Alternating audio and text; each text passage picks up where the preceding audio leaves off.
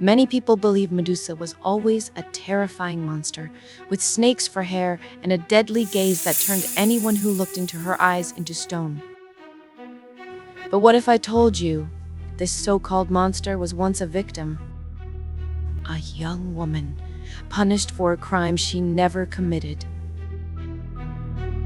According to the Roman poet Ovid, before her cursed stare, Medusa was a maiden of breathtaking beauty, so radiant that even gods desired her. She chose to serve the goddess Athena, the goddess of wisdom, as a virgin priestess, swearing a sacred vow of chastity. But her beauty caught the eye of Poseidon, god of the seas, and rival of Athena. Poseidon desired her. Medusa refused, but the god would not take no for an answer. Inside the very temple of Athena, her most sacred sanctuary and spiritual home, Poseidon violated that sanctity. What should never happen, happened in the holiest of places. Shattered, humiliated, and broken, Medusa lay on the cold temple stones. She had no voice left to scream, no tears left to cry, only a deep emptiness and endless anguish.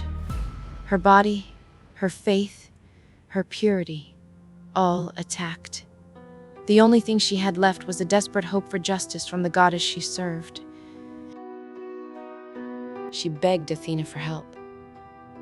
She pleaded for protection, for justice, for compassion. But Athena's fury was not for Medusa.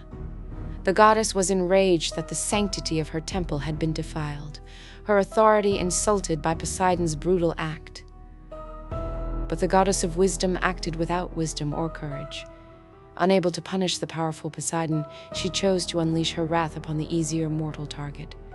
She blamed the victim. Please, no, show Athena mercy. cursed her, twisting the very things that made her radiant. Her flowing golden hair, her greatest beauty, became venomous serpents, endlessly writhing around her head. Her bright, innocent eyes were twisted into a weapon of death. A gaze that struck terror into the soul and turned any living being into lifeless stone. The world no longer saw a devoted maiden. They saw only a monster, a prize to be hunted.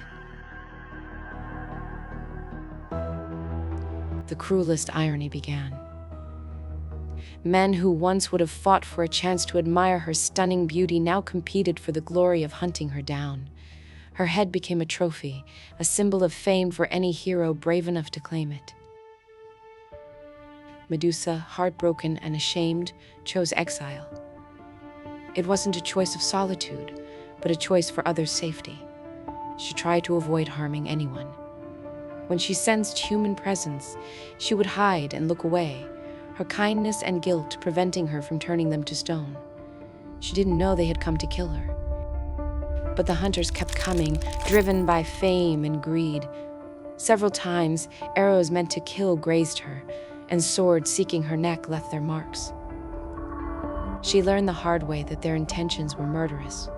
Each wound was a lesson in betrayal. She tried to scare them away first. She would scream, "Turn back! Leave this place! Don't make me look at you!" And if the man didn't listen, driven by blind ambition, and came closer, Medusa was forced to turn her eyes, and then hear the sound of a living creature turning to stone. After each one, she would weep for the life she had to take. Every hunter turned to statue, took another piece of her soul with them. Wounded, betrayed, and with no other choice, Medusa finally learned to fight back. She fled to a distant island, a place as forsaken as she was. There, she found two immortal sisters, born as monsters. Stheno, the bloodthirsty and strongest of the Gorgons. Euryale, whose terrifying cry could shatter courage itself. They were fearsome, ancient, and cruel by nature. But in Medusa, the mortal woman turned monster, they did not see a monster. They saw a victim, a kindred spirit of exile. A strange, protective bond formed, Stheno, in her bloodthirsty way, defended her. Euryale's monstrous cries became a warning to any who might approach their island. For the first time since her world ended, Medusa felt a sliver of safety. They were her dark, twisted family. But Medusa's tragic story was far from over. For one day, a hero named Perseus would arrive, seeking her head as a trophy. If you want to hear the epic clash between Perseus and the tragic woman behind the myth, don't forget to like, subscribe, and stay with us for the next part.